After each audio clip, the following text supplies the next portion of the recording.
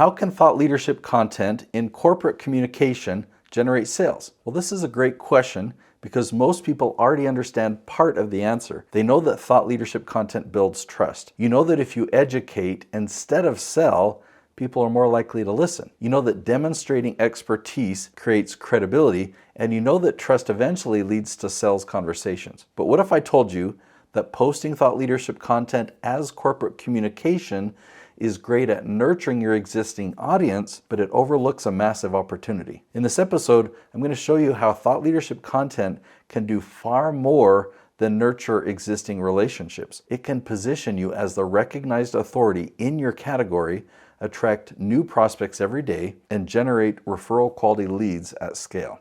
Let's dive right in.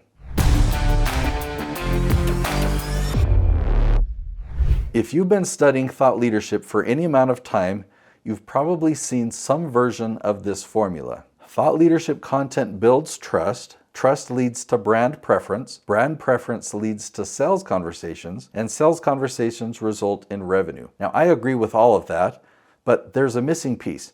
In fact, I think it's the most valuable piece. When most companies think about thought leadership content, they're thinking about nurturing. They're thinking about the audience they already have, their email subscribers, their LinkedIn followers, their existing relationships, people who already know who you are. Now, nurturing is important. It's very important, but nurturing is not the best use of thought leadership content. The best use of thought leadership content is marketing. Now, I define marketing as getting in front of new people who've never heard of you before. It's helping these people, again, who've never heard of you before, discover your expertise. And I'm not talking about paid advertising or going viral on social media. I'm talking about specific thought leadership content that works by itself to pull in your dream clients.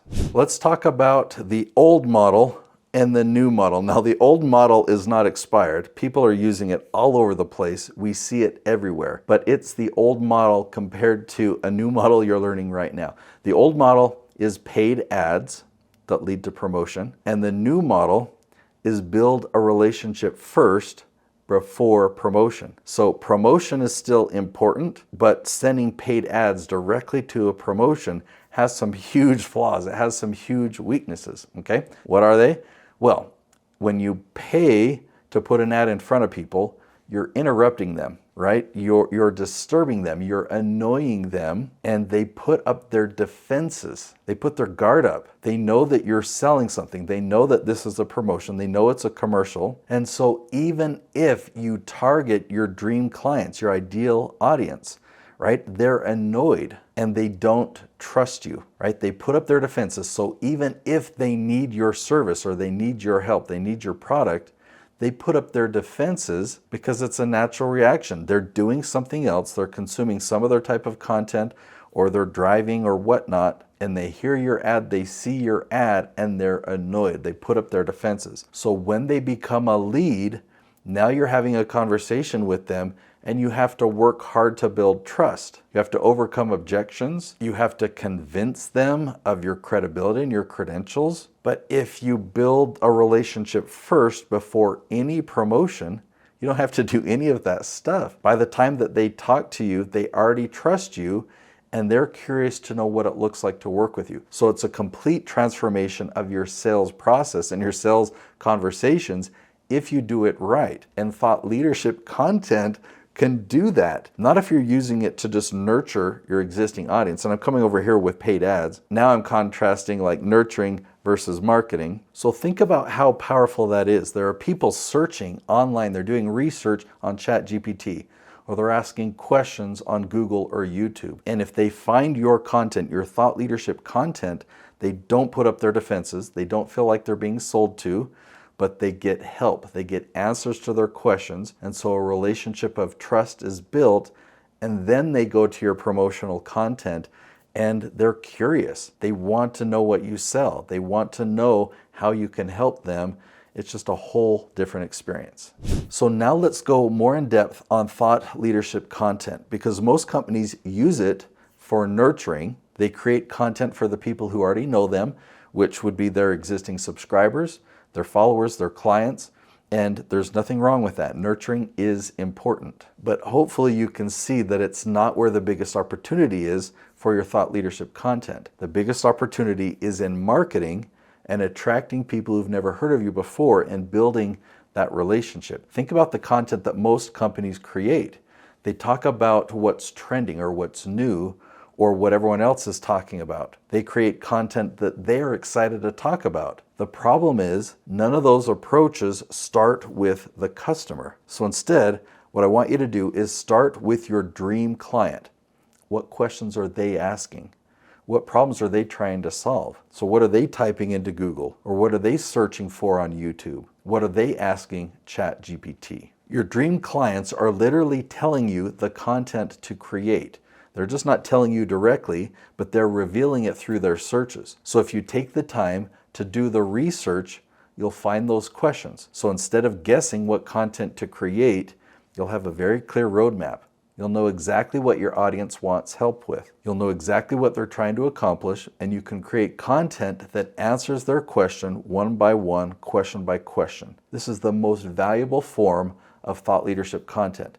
Because yes, it will nurture your existing audience, but when you publish that content in places that are searchable, new people discover it every day without having to promote it or anything. The answer engines like Google, YouTube, and ChatGPT, their job is to help people find your answers. So they will do the work of having these people who've never heard of you before, who are actively looking for help, that people who are actively interested in the exact problem that you solve, they will help them find your content. And they'll learn from you, and they begin to trust you. And when you have conversations with these people who need your help and already trust you, you're going to have more sales. So hopefully you can see how this answer is obvious. The difference isn't the quality of the content. The difference is discoverability. So this is why I believe that the best use of thought leadership content is category ownership. Not just nurturing, not engagement, not likes, not who can get the most comments, but category ownership. When somebody searches for answers in your category, they always find you at the top. They search another question and they find you again. So everywhere they look, any platform online where they do search, you're there. You become the trusted source. You become the thought leader. The beautiful thing is, this actually makes content creation easier, right? You're no longer guessing. You're not trying to think of something clever or entertaining to post. You're no longer chasing the trends or hoping something goes viral, but instead you just research and you find the questions your dream clients are asking, and you study the competitive landscape, you identify the gaps, and then you create this evergreen content that answers those questions better than anyone else. That's a system. So if you have the vision for how thought leadership content can generate sales, then there's something else important that you need to understand. Most companies never become thought leaders.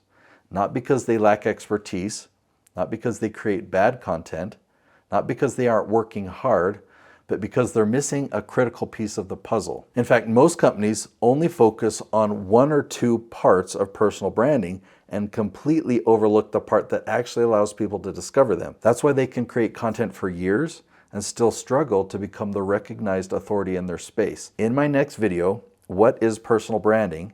I'll show you the 3 parts of personal branding, how they work together, and why it's so rare to find someone who has all 3. I'm going to show you real examples. You know exactly where most companies go wrong, and you'll have a roadmap for building a personal brand that supports true thought leadership. So if you're serious about becoming the go-to authority in your category, go watch that video next. I'll see you there.